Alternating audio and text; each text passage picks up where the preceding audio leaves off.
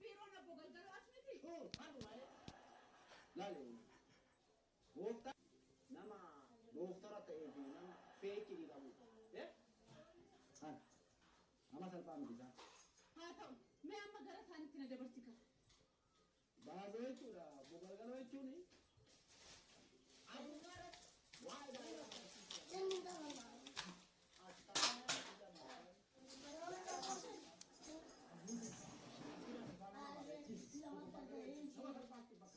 amma na keessummeessita kun an keessummeessa rakkoon kiyya dhuunfuudha abbaa manaa kiyya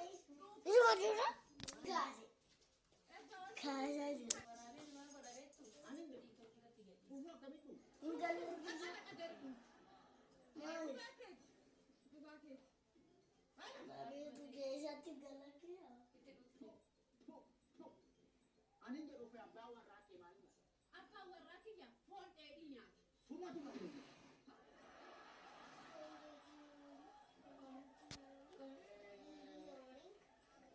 Jechuun kiyya akkamitti dhuunfaa akka harreetitti moo akka sareetitti dhuunfaa moo akka mootummaa ogeessi?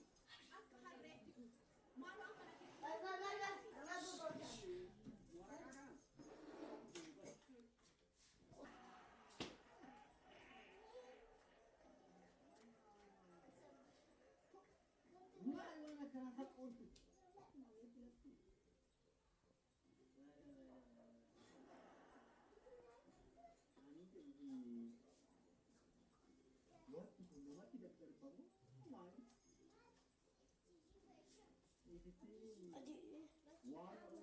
ولا عبيد كلكي أقربت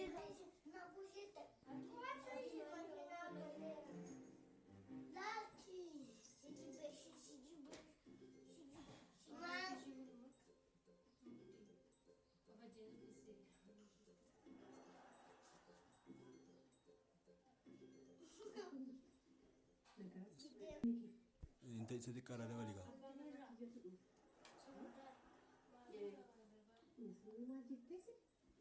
abbaa manaa kiyyatu dhuunfuun isaa na raffisu na dhufu. Dhiifama giiftii kun obbo Galgaloon hojii irra jira. Maali kiyya dhimmaa miti moo? Isaan barjuu biyya alaa yuumin immoo maali? Hin beektu isaan barii intarfaashiniidhaanii leenjisaa jiru. Akkasuma beekamaa jiru.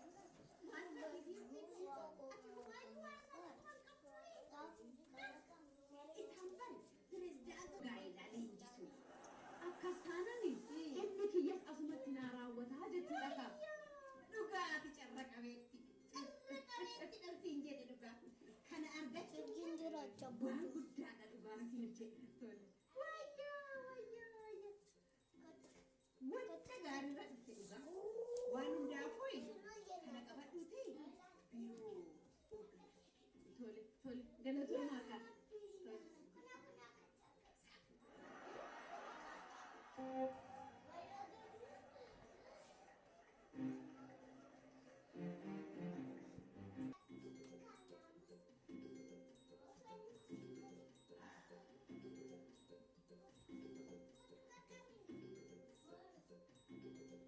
By the way, keezii keetiin baay'ee ulfaata. Eenyuun baay'ee ulfaatadha. Isatu boqonnaa na dhoobe barraadha. Halkan takka illee isa wajjin buluu dadhabe. Barii lafaatiin hawwee baate. Kan hundaa maal godhuuf jechuudha? Dhufaa miti bara. Jalqabeen dhuunfattee ture? Dhugaasaa jechaan itti gibbii qabu bara. Maal jechuudha? Jechuun asirratti kan dubbisaa jiru kun abbaan manaa kee halkan guutuu akka harreetti akka dhugaa buluudha. Kun dhugaadha. Eeyyee dhugaadha. Garuu jechuun sa'aatii dhaabbataa qabamu yeroo dhufu kana walumatti alsitii tataasisaa bula. Obbo Gargaru irbaata nyaatee rafnaan dhukaasuu jalqaba.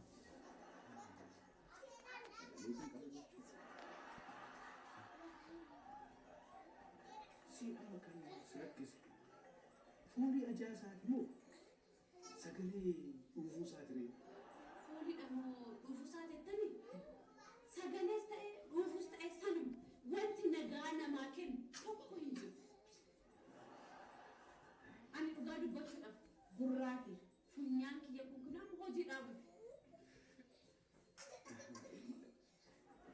لا أنتو كومي سكلي وفوسا مالك بكاتو لا تنسوا بالبيسا إيش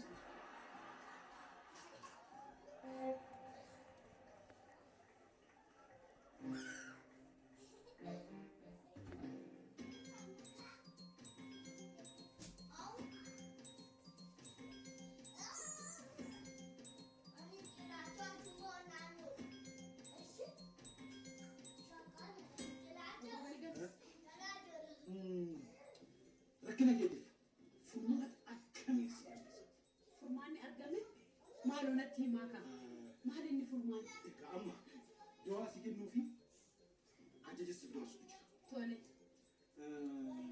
قالوا ترى برا دكاتة بسوا ليترش كم قولوا بس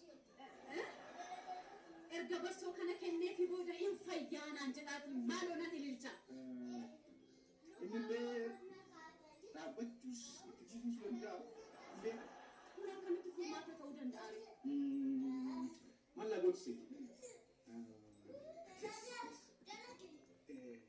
قرأتي أبغى تفكر هذا وجوز أبغى بتكلم بينك وبين يدك بالكاتب تورا كده بالكاتب أي أبو قلقلو مالو فرمان إبراهيم أنا كانت على وفوس هذا الدوتي كم يهندندو هل كان تكبر نجام بلو يهندندين كنا فنيات يدلو لي بس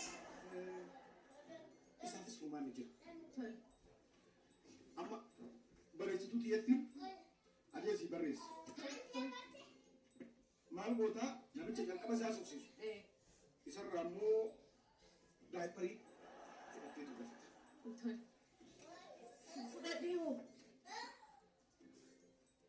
Ajaan yaa'insa dhuunfuu isaa akka garmalee simmiidhe kan goote abbaa manaa keetti. Tole galatooma tole nagaa.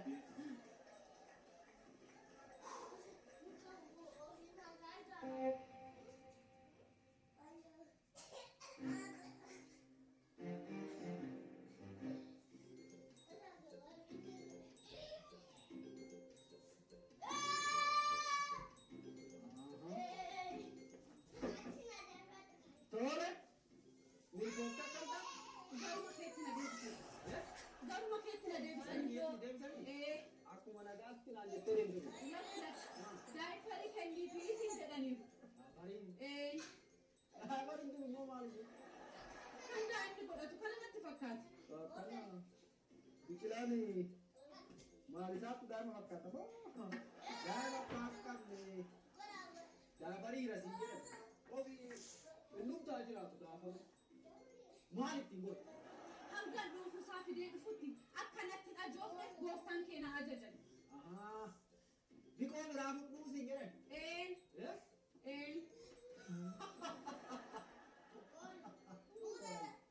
Amma immoo jettee butaa ta'ee baafachuu akkanaan. Dakki nama nanaani daayiparii jechaati jira. Dhuunfuusaa bakkee beekoo akka biyya jireessineeti. Saanisitti ani geessan jiru. Booda laali. Dhuunfuun isa geessi akka beekitti dhugaa akka bu'u. Amma daayiparii jira moo hin jiru? Daayipariin hin jiru. Hin jiru? Laali. Odaa maqabaan hin godhan. Odaa waan inni kukutaa jiraate daayiparii bita. Fuudhaa lafa yaalee. Hin deebistu. Fuudhin jedhu.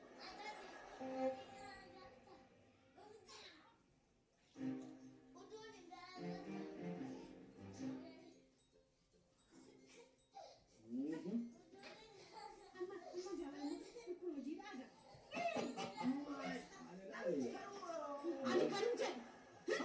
Anaan ibidda keessa nagalchitanii maallaqa kiyyaan bashannantanii misin. Maal ta'e beektu moo eeggatu beekta. Sirriitti sin beek. Namicha kiiloo dhibbaa shantamaa san jala ciitii hoomaan taatu naan jettanii maallaqa qonnaa kanatti bashannantan akkasii.